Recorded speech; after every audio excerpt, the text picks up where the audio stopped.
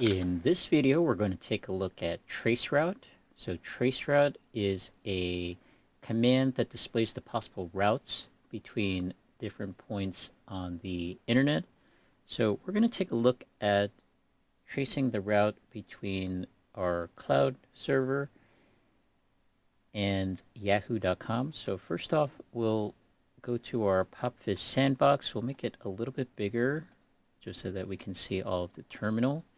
And then we'll type in the command traceroute and we'll say www.yahoo.com.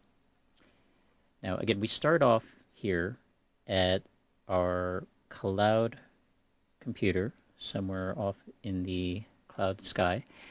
And all of these points in between here and our www.yahoo.com server are routers. And these times over here are the times that it takes to go between one router and the next router. So again, if you kind of take a look at this very closely, between where we start off from, which is again some kind of cloud workspace server in the sky, and then we kind of trace route, or we kind of like hop between different routers, it takes us about 37 milliseconds to get there. Now, we can try another example. So just kind of imagine to yourself that there are servers all around the internet, and perhaps we want to see what it would look like if we were to trace the route between us and, let's say, a computer in Argentina. So we'll use this IP address that I was able to find on the internet somewhere in Argentina. And so that IP address is 2.18.56.1. So we'll go back to our PopVis sandbox. We'll type in clear.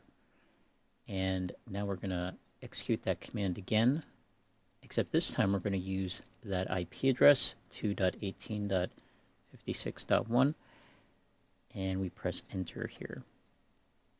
So it might take a couple seconds. Notice there are these triple stars over here. That's just our trace being timed out at a certain point.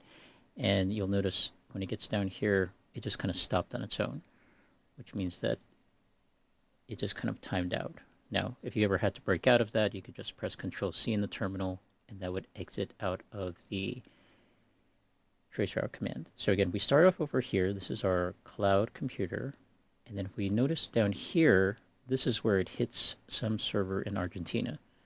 Notice that the address here we can see is fibertel.com.ar, which is an internet service provider in Argentina.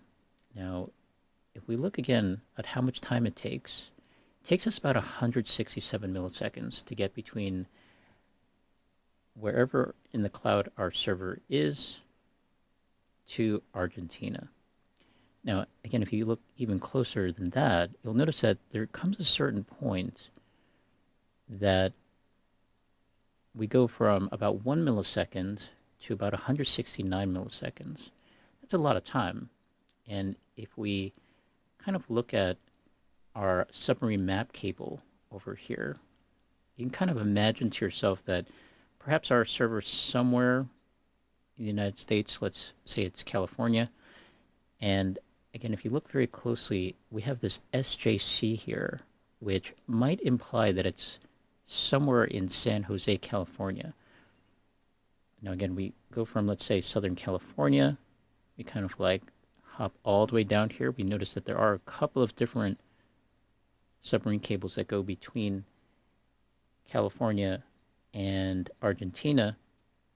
And again, that's why if you think about it, when you go to a website that might not be hosted in the United States, the time it takes to travel between where you are and that server somewhere in another country perhaps might take a little bit of time, just because it takes a bit of time to travel between where you are and the internet.